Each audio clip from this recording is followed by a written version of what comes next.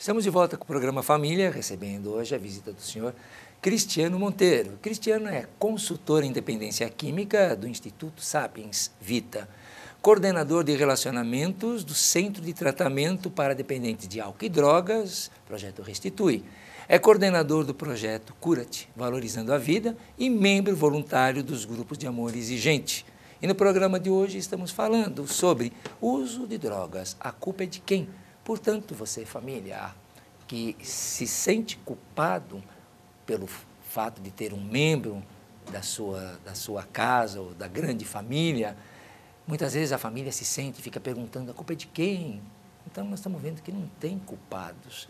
Então, fique bem atento no que nós estamos falando porque estamos dando dicas até mesmo dos comportamentos que o pai pode, sim, observar no dia a dia, porque o dependente químico não entra de um dia para o outro. Aquela pessoa que ainda vai se tornar dependente, que muitas vezes a família até o vê como dependente e às vezes não é dependente, é um usuário, às vezes no processo, está em abuso, mas não quer dizer com isso que ainda é um dependente. Então, entre em contato conosco através do e-mail programaabc@netserviços.com.br, serviço sem o cedilha, ou pelo hotline 11 9 73 18 84 36, que nós também temos uma especialista em dependência química para tirar as suas dúvidas. E é muito importante você participar. E agora vamos continuar esse bate-papo gostoso com o Cristiano. Cris, nós estamos falando a respeito dessas dicas, essas deixas, e eu estava comentando, logo de início te fiz uma pergunta, porque às vezes eu ouço os pais falarem assim, ele vinha de vez em quando alcoolizado, e eu pergunto, tá, mas foi uma única vez? Não, algumas vezes. É nesse sentido que eu torno a te provocar, a dizer, para esses pais que veem o filho chegar alcoolizado, o que esses pais deveriam fazer? Fazer, não falar. Olha, eu acredito que é um trabalho de conscientização, né? Porque assim, o beber abusivo é prejudicial, né? É um trabalho de educação, de conscientização. Esses pais, eles precisam colocar limites, né, para esses filhos. Não é dentro da casa, dentro de um lar, precisa ter limites. Então, todo pai precisa primeiro fazer isso com amor, precisa saber fazer isso.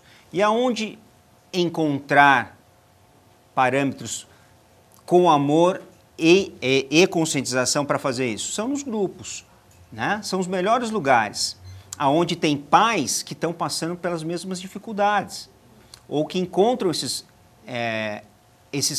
mesmos casos. No caso, são os grupos de autoajuda, né? E nos grupos de amor exigente. Então, eu indicaria para que esses pais visitassem esses grupos e conversassem com outros pais que passam por isso também. Perfeito. Ou buscar um profissional que mexa da área, que tenha conhecimento de uso com substâncias psicoativas. Perfeito. Porque senão não vai dar certo.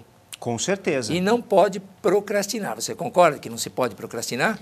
Não deve. Isso deve ser feito com urgência, né? Porque a gente não sabe o que está acontecendo, né? Muitas vezes parece ser um problema pequeno, mas pode ser algo grande, né? E hoje em dia também existem outras ferramentas para detectar se esse jovem está usando droga ou não, né? Existem exames toxicológicos, né, que hoje ajuda a detectar o uso de droga. Se existe uma suspeita, tá aí, existe uma ferramenta que está ajudando muitos pais hoje a saber se o filho está usando ou não. E muitos desses profissionais, não é? No caso, você mesmo, como um mentor, uma pessoa que trabalha em grupos, se a família tem curiosidade, eu gostaria de saber, nesse processo evolutivo da dependência, você tem inúmeros, dezenas de testes que dá um perfil de como está mudando a vida em cada segmento da vida do paciente ou vamos dizer, do jovem, quer seja na família, quer seja na escola, quer seja no campo social, quer seja dele consigo, faz todo um mapeamento de como ele está se portando. Então, já dentro desse perfil de testes é capaz de pegar e mostrar, porque tem testes que até o próprio sujeito se autopontua. Ele mesmo vai colocar e dar de bandeja, porque são perguntas tão perspicazes que o jovem acaba se envolvendo e num bate-papo com o próprio entrevistador, com o aplicador, ele acaba se conscientizando. Ele percebe, puxa, eu não tinha me percebido dessa ou daquela situação. Então, independente dos exames, que são inúmeros, temos uma quantidade de testes fantásticas. Não é isso? Com certeza. Né? Que facilitaria para o profissional. Facilita muito, né? Na identificação da dificuldade do dependente químico e também nos exames que a gente encontra, a gente faz exames de cabelo e de urina também, para poder identificar que tipo de substância que ele está utilizando, né? E no acompanhamento do tratamento. Isso faz com que quebre a maior barreira que o dependente químico tem, que é a negação do uso. Quando a gente identifica que ele está usando, ele consegue se abrir, falar, olha, realmente eu estou usando. Aí pede ajuda. E aí pede ajuda. E né? esses exames são fáceis de se encontrar, né? Basta entrar no Google, pedir testes para usuários de substâncias psicoativas ou drogas, que você vai ter inúmeros locais que mandam para a sua casa e não é caro. E a família pode aplicar esses testes. Pode. É bom sempre fazer também com um profissional, porque assim, eles são simples, mas eles são precisos. Sim. Né? Então é sempre bom ter acompanhamento de um profissional.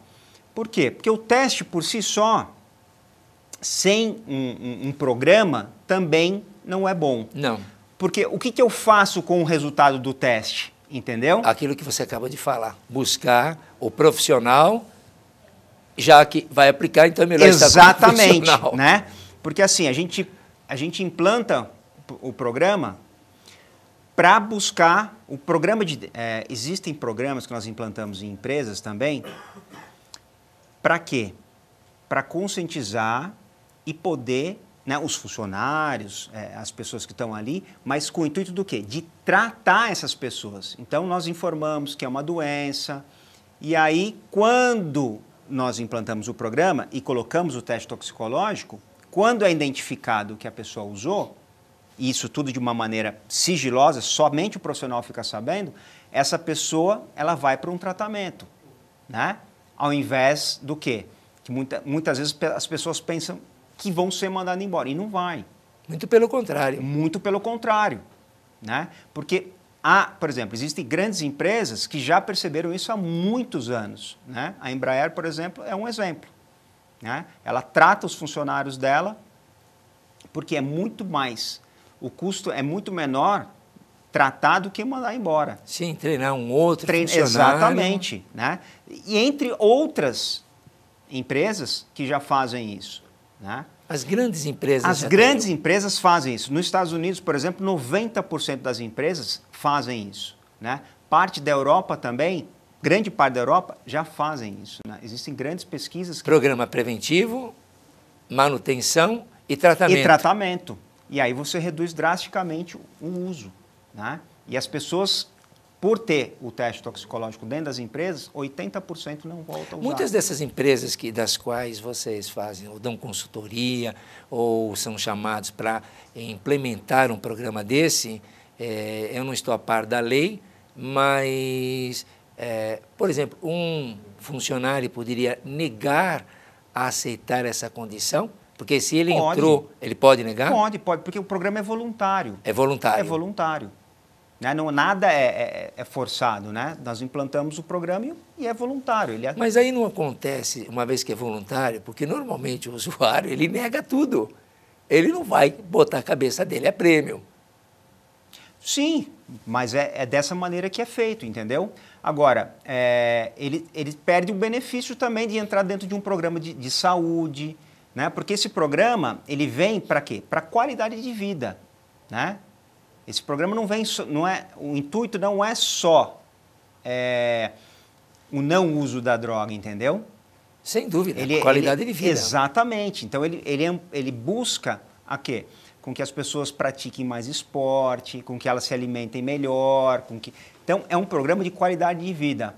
Mas, ao mesmo tempo, eu sei que ocorre nessas empresas hoje e é dado um suporte, no caso, se vocês, dentro do quadro, quando há funcionários que não se elegem a participar, eu acredito que a nível de chefia mesmo, de gerência, chefia, aqueles que são os líderes devem serem conscientizados que a partir do momento que um funcionário já esteja sendo aquele que, em termos de abstinências, começa a ser reincidente, então ele já está dando dica, porque o parâmetro é um funcionário e o outro. Esse me falta todo mês um dia e esse não falta, alguma coisa, então esse tem que ser chamado a atenção, tem que ser observado o comportamento dele, e se a chefia percebe que está com, assim, passando aquele odor, a aparência de quem está usuário, ele deve ser chamado em HI, ou pelo médico, pelo clínico, e ser conscientizado que a produtividade dele não corresponde aos demais companheiros e o que está acontecendo, porque aí é o momento de ele se abrir, sigilosamente. Exatamente. Tem que ser conscientizado. É isso que acontece, entendeu? Independente dele participar ou não, os comportamentos chegam num determinado momento que acabam revelando, não tem como. Sem dúvida. Pois ele não tem o controle. Aí ele é obrigado a participar. Não, nada é obrigado, entendeu? Quando eu digo é obrigado, eu não diria obrigado como lei, mas é bem assim. Ou você vai se tratar, ou você está sujeito a perder o emprego. Então, mas isso em qualquer outra empresa. Qualquer outra empresa. E é por isso que ele acaba optando. Ele pode, por exemplo, mas isso não é por conta do alcoolismo, porque ele pode negar. Por exemplo, se eu não vou trabalhar na minha empresa dias seguidos, eu sendo alcoólatra ou um dependente químico ou não, eu sou mandado embora. Se eu não justificar, se eu não... Entendeu? Então, assim, pode ser que isso aconteça. Ele pode admitir ou não. Mas se ele não vai trabalhar, não é por conta da ausência do uso das substâncias que ele vai permanecer lá. Ele pode ser mandado embora simplesmente por não estar desempenhando a função corretamente. Então, agora, quando se tem o programa, é isso que eu estou querendo dizer. Quando se tem esse programa, a chefia tem o respaldo de dizer todo o seu perfil é de uma pessoa que precisa de ajuda. Exatamente. E nós temos o programa aqui. E se você não, assim... Ele poderia se manter lá dentro e não ser mandado embora. Exatamente. Isso então, resguarda ele. Porque essa é a força que o patrão tem. Uma vez que ele tem um programa implementado na empresa e ele tem funcionários que não estão tendo essa satisfação, ele é obrigado. Por isso que todos esses programas têm que trabalhar com toda a chefia, para eles estarem sensíveis e terem parâmetro também. O funcionário que produz não produz, porque esse programa é para o bem-estar de todos. E eu não posso ter um funcionário que estou vendo que não está bem, que não está me sendo produtivo, então eu tenho que chamar e conscientizá-lo. Porque essas são as formas de trazer a pessoa para essa verdade e para ele ou vai se envolver num programa ou ele vai ter as consequências do uso, perder o emprego. Exatamente. É isso que acontece. E cada empresa tem a sua política, né? Tem empresas que permitem, muitas vezes, o que é comum acontecer são as recaídas dentro da doença da dependência química. E tem empresas que, normalmente, acontece a recaída e eles mantêm o funcionário, porque está dentro desse programa. Entendeu? Ele não manda, a não ser que a pessoa não colabore, não queira. Né? Mas tem outras empresas que não. Mas cada uma tem a sua política. Sem dúvida. Tá? Sabe por que eu fiz toda essa colocação? Sim. Porque para explicar agora uma coisa para você, telespectador. Porque, aonde eu queria chegar? Porque nós estamos falando sobre a família, correto? Estamos falando sobre o uso. E, às vezes, a família, ela tem a maior dificuldade de colocar limites. Então, às vezes, diante da dinâmica sistêmica, eu estou com o pai, com o filho, com os filhos ou com a esposa, estou ali com toda a família, não é? Estamos trabalhando toda a família. E aí, de repente, às vezes, o paciente saiu de uma comunidade terapêutica, não com o tempo necessário, mas com 2, com 3 meses, e eles venham para ver qual vai ser a dinâmica da família. E eu vejo que eles não conseguem pôr limites, têm medo que o filho, o genro, vá para o pior. Nunca penso no melhor. E não estabelecem regras, como um programa. Bom, agora já que você saiu, nós vamos pegar reuniões tais dias, é importante que você faça isso, que passe uma vez por mês no terapeuta, vai fazer uma avaliação psiquiátrica em cada 2 meses, porque foi detectado que você tem uma ansiedade exacerbada, ou você é hiperativo, então você tem outras comorbidades, porque normalmente é o que ocorre na quase 40% a 50% dos usuários potenciais desenvolve outras comorbidades, tem que ter um acompanhamento farmacológico e eles não cobram nada, absolutamente nada. Então, eu estou falando isso porque o patrão, assim como tem a ferramenta de falar, nós temos um programa implementado, a família tem que estar participando, sim, de um programa para poder impor os limites, porque senão a família fica frágil e torna a velha família, onde quem dava as cartas era o filho ou era o usuário e não vai resolver nada, nem internação, e todo mundo vai voltar a ficar ruim. Então, a empresa, quando tem um programa, ela não é por ela está embasada no conhecimento de quem tem o conhecimento e cobra dela.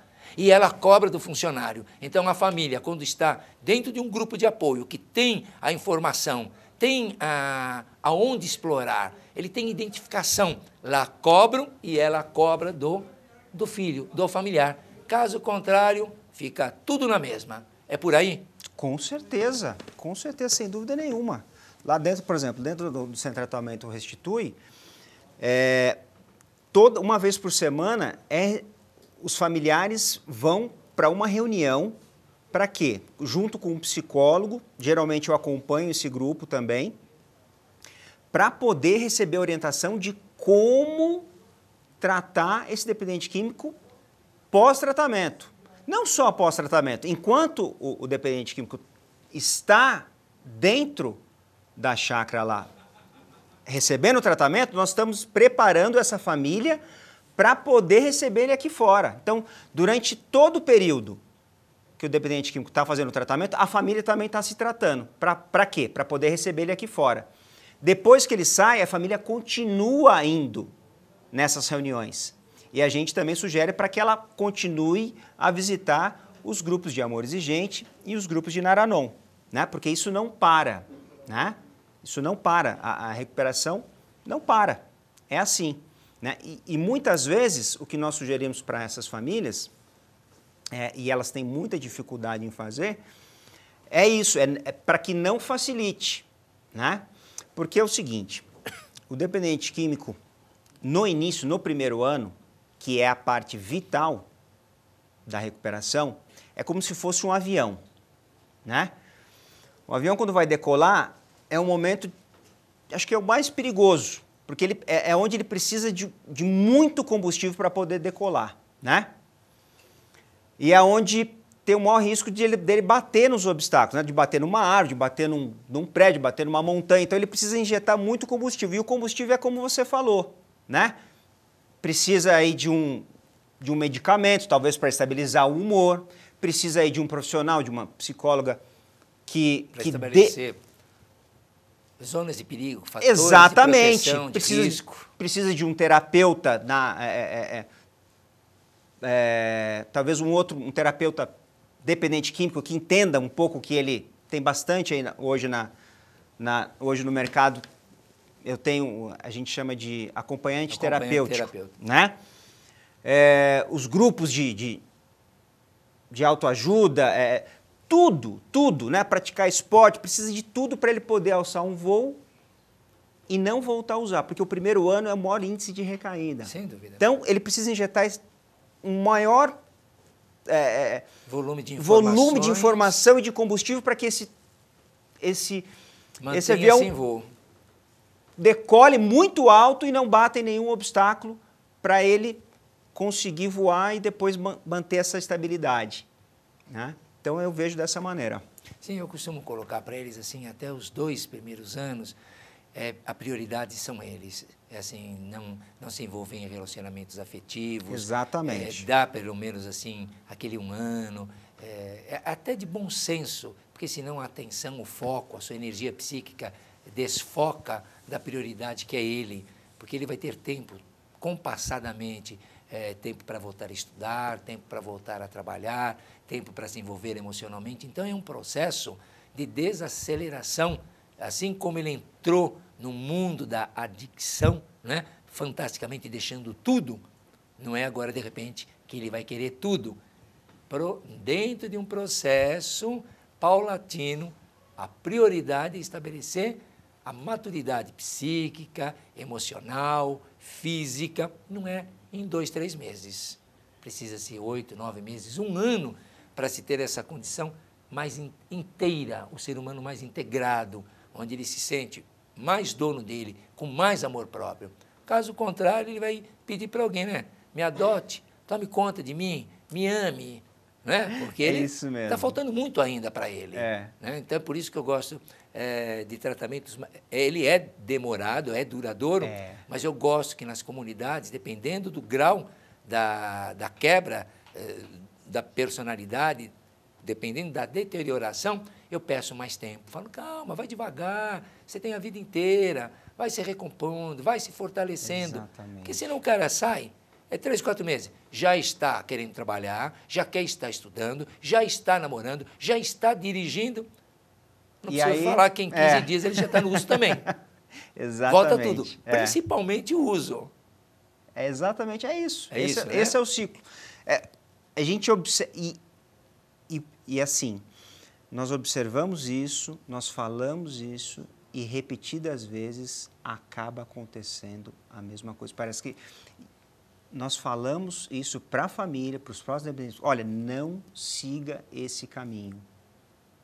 E muitas vezes a família acaba repetindo os mesmos comportamentos. O dependente químico não acredita no que nós falamos, né? Nessa experiência. Porque assim, a roda já foi inventada. Né? Muitos já passaram por esse caminho. Basta que a família e os próprios dependentes químicos acreditem no que a gente está falando. Porque a gente já passou, já viu como profissional na área, muitos recaírem dessa maneira, exatamente o que você está falando. Né? E as famílias terem o mesmo comportamento de facilitação, né? De não colocarem limites e acontecerem o que elas realmente não desejam, que é fazer com que os filhos voltem ao uso de droga. Né? Então, assim, quando nós falamos, é porque nós já vimos muitas vezes isso acontecer. Perfeito. Então, por último, eu te perguntar, é possível a recuperação, então, do dependente químico? É possível. É por isso que a gente está aqui. Né? Dependente químico é possível recuperar. Né? A partir do momento que ele acredita, principalmente, ele precisa acreditar que ele é um doente, né? E a partir do momento que ele acredita, que ele admite que ele é um doente, e ele se abre para que ele possa receber ajuda, e ele fale para ele mesmo assim, o que eu preciso fazer, né? E ele se permite que alguém conduza ele nesse início da caminhada, ele consegue vencer. E isso eu não acho, eu tenho certeza. Porque hoje eu vejo muitos adictos caminhando com vários anos aí em recuperação, limpo, desfrutando de uma qualidade de vida invejável que muitas outras pessoas que nunca usaram drogas estão vivendo tão bem quanto eles, porque assim, começaram a colocar limites nas suas vidas, começaram a viver coisas novas, né? Mas precisaram mudar drasticamente, né? Mental, espiritual, fisicamente, colocaram hábitos novos. Então, assim, é possível. Verdade. Pois é, Cris, o tempo está praticamente já no finalzinho, então eu vou pedir que você faça as últimas considerações, mandando a sua mensagem ao nosso telespectador. Eu gostaria de agradecer pela oportunidade de estar aqui, né, de passar essa mensagem para as famílias, né, que é possível, né? É uma doença que castiga muito, né, as famílias, mas que nós estamos aqui para poder ajudar e oferecer essa esperança, essa ajuda aí que que eu acredito que as famílias tanto necessitam, né? Obrigado mais uma vez aí pelo convite, Cláudio, e até mais. Tá certo, Cristiano. Pois é, nós tivemos hoje a participação do Cristiano Monteiro, que tem assim também um grande conhecimento em comunidades terapêuticas, é um consultor, e hoje ele pôde falar, a culpa é de quem? É da família? Tem o culpado? Nós vimos que não tem culpado, se você ficou bem atento. Agradecer a sua presença, nosso muito obrigado, e dizer para vocês que esse programa é um programa aqui, que abrange todo o nosso território, é um programa democrático que nós precisamos da sua participação. Mande o seu especialista, o seu orador, enfim, mande sugestões, o tema que você gostaria de estar conversando conosco aqui, que é muito importante. Tudo que é peculiar às dependências hoje faz parte do dia a dia das famílias e nós precisamos tirar as nossas dúvidas. Continuem participando dos e-mails, continuem participando do nosso hotline, que a nossa querida Lu, especialista em dependência química, tem o maior carinho de responder através de e-mails para todo o território brasileiro. E, novamente, dizer ao Cristiano que foi muito importante a sua presença aqui, contribuiu muito para o entendimento de uma doença complexa. Nós agradecemos a sua participação até esse exato momento e contamos com a sua participação a semana que vem. O nosso abraço e até lá.